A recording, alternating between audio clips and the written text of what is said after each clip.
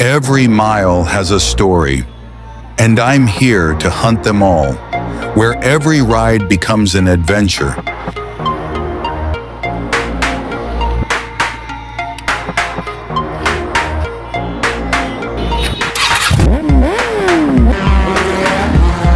Okay, let's go.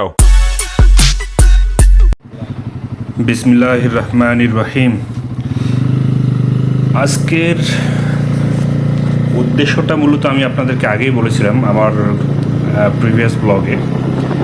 আজকে আমরা Padma bridge পাড়ি দিব। সামনেই পদ্মা ব্রিজের টোল প্লাজা, এখানে গিয়ে আমাদেরকে টোল দিতে হবে। চলুন আমরা আগে টোল দেওয়ার কাজটা সেরে নিই, টোল দেওয়ার পরে বাকি কথা যেতে যেতে বলি। কত হবো আমার ইয়েতে আছে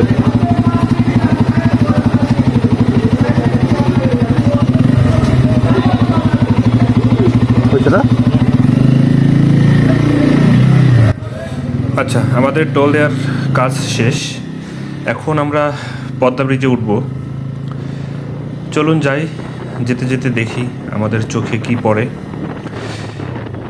অনেক দিনের শখ ছিল, অনেকবার মাওয়া ঘাটে আসছি, ইলিশ খাইছি, এনজয় করছি, আবার চলে গেছি, কিন্তু কখনো পদ্মা ব্রিজের উপরে ওঠা হয় নাই।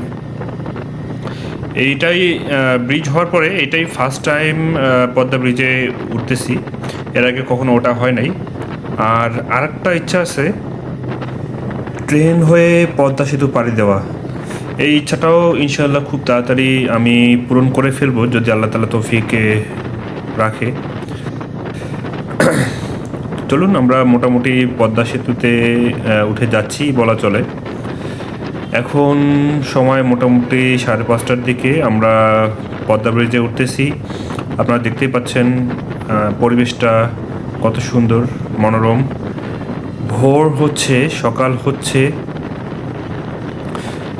আর এই মনোরম পরিবেশে আমরা পদ্মা সেতুর উপরে উঠব।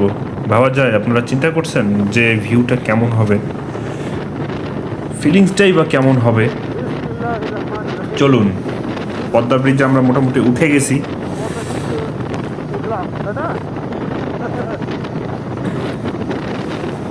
আজকে মোটামুটি এই যা লাইট অফ হয়ে গেল।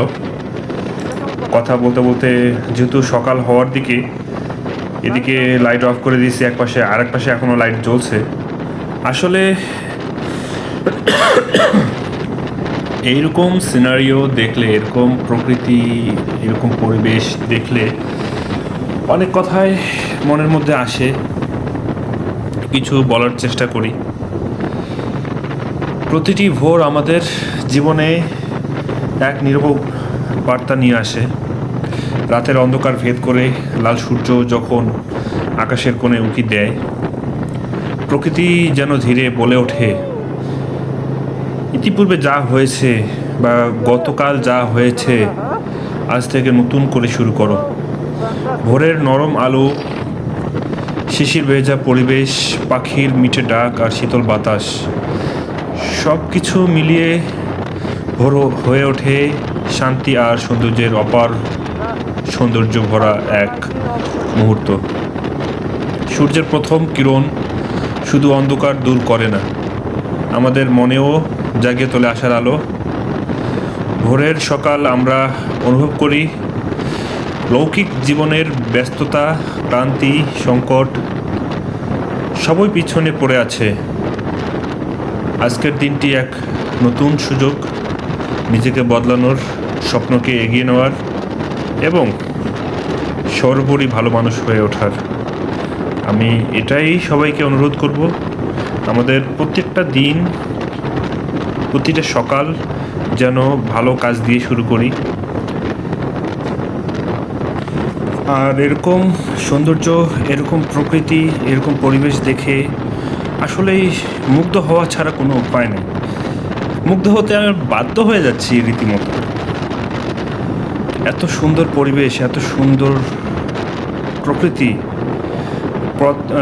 পদ্মা ব্রিজে না উঠলে আমি আসলে এটা কখনো ফিল করতেই পারতাম না। এত সুন্দর একটা প্রকৃতি, এটা আমি কখনো দেখতেই পারতাম না। ভোরের সকালটা যে এত সুন্দর হয়,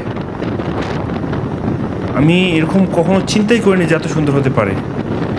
আপনি যেদিকেই তাকাবেন অনেক সুন্দরভাবে সকালটা হচ্ছে, সূর্যের যে রশ্মিটা চারিদিকে এত সুন্দরভাবে ছেয়ে গেছে, কিছু বলার ভাষা খুঁজে পাচ্ছি না আমি। মনে হয় মন জুড়ানো এক ভোরের দেখা পেয়েছি। অনেক অপেক্ষার পরে এই মুহূর্তটা আসছে। যদিও আমি গ্রামের ছেলে বলা যায়, গ্রামে আমরা বেশি দেরি করে ঘুম থেকে উঠি না, আমাদেরকে উঠতে হয় মোটামুটি ভোর 5টা থেকে 6টার দিকেই। গ্রামের অধিকাংশ মানুষই অনেক পরিশ্রমী, তারা অনেক পরিশ্রম করে, মাঠে ঘাটে কাজ করে, প্রচুর পরিমাণে ফসল ফলায়, তারা কৃষিকাজ নিয়ে সবসময় পড়ে থাকে। বলা যায় ফজরের নামাজ পড়ে তারা হালকা কিছু খেয়ে বের হয়ে পড়ে তাদের নিত্যদিনের কাজকর্মে। আর আজকের এরকম সুন্দর একটা ভোরের দৃশ্য দেখে আমার একটা গান মনে পড়ে গেল। প্রতিদিন ভোর হয় সূর্য ওঠে, শিশিরের ছোঁয়াতে ফুল ফোটে। প্রতিদিন ভোর হয় সূর্য ওঠে, শিশিরের ছোঁয়াতে ফুল ফোটে। তুমি আমি মুখোমুখি বসে দুজন, এভাবে কাটাবো সারাটা জীবন। তুমি আমি মুখোমুখি বসে দুজন, এভাবে কাটাবো সারাটা জীবন। সবাইকে অনুরোধ করছি, যদি গানের কথা ভুল হয়ে থাকে ক্ষমা দৃষ্টিতে দেখবেন, ক্ষমা দৃষ্টিতে শুনবেন। আপনারা দেখতে পাচ্ছেন পদ্মা নদীর প্রাকৃতিক দৃশ্য কতটা ভয়ঙ্কর সৌন্দর্য ধারণ করছে। মনে হয় যেন প্রকৃতি নিঃশব্দে খুলে দিচ্ছে নতুন এক পর্দা। রাতের অন্ধকার ফিকে হয়ে আসে, আর সেই অন্ধকার ভেদ করে জন্ম নেয় এক কোমল, শান্ত আর আলোয় ভরা সকাল। দিগন্তের দিকে তাকালে দেখা যায় সোনালি রঙের আভায় সাজানো আকাশ, হালকা নীল, কমলা আর সোনালি রঙে একে অপরের সঙ্গে মিশে তুলে ধরে এক জাদুকরী দৃশ্য। শীতল বাতাস সরাসরি গায়ে এসে স্পর্শ করে, মনে হয় বুকের ভেতরে জমে থাকা ক্লান্তি যেন এক নিঃশ্বাসে মিলিয়ে গেল। দূরের নদীর জলে আলো রেখা নেমে এসে পানিতে তৈরি করে তরঙ্গের মতো সোনালি ছাপ। মনে হয় প্রকৃতি তার নিজের আয়নায় নিজেকে দেখে হাসছে। ধীরে ধীরে চারপাশে চলমান জীবনে শুরু হয়। কোথাও জেলেদের জাল কাঁধে নিয়ে নদীর দিকে হাঁটা, কোথাও পথের ধারে দোকান খোলার টুংটাং শব্দ। সব মিলিয়ে এ যেন নতুন দিনের সুর, এ যেন অন্যরকম শান্তি যা মনকে পরিষ্কার করে দেয়, সব দুশ্চিন্তা, কোলাহল, চাপ এক মুহূর্তে ভুলিয়ে দেয়।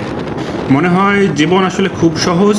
প্রকৃতি আমাদের প্রতিদিন মনে করিয়ে দেয় যে নতুন শুরু করার সুযোগ সবসময় আছে।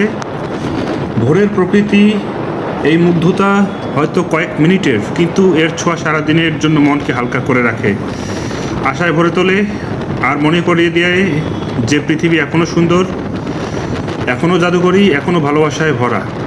আর এর জন্যই আমাদের উচিত শহরের যান্ত্রিক কোলাহল, কর্মজীবনকে কিছু সময়ের জন্য ছুটি দিয়ে মাঝে মাঝেই এসে এই প্রকৃতির কাছে নিজেকে পরিশুদ্ধ করার একটা সুযোগ তৈরি করে নেওয়া।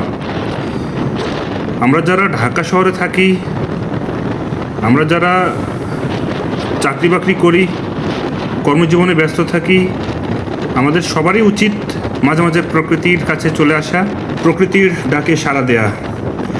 বলতে বলতেই পদ্মা নদীর প্রাকৃতিক সৌন্দর্য শেষ করে এখন রাস্তার সৌন্দর্য আমরা উপভোগ করব।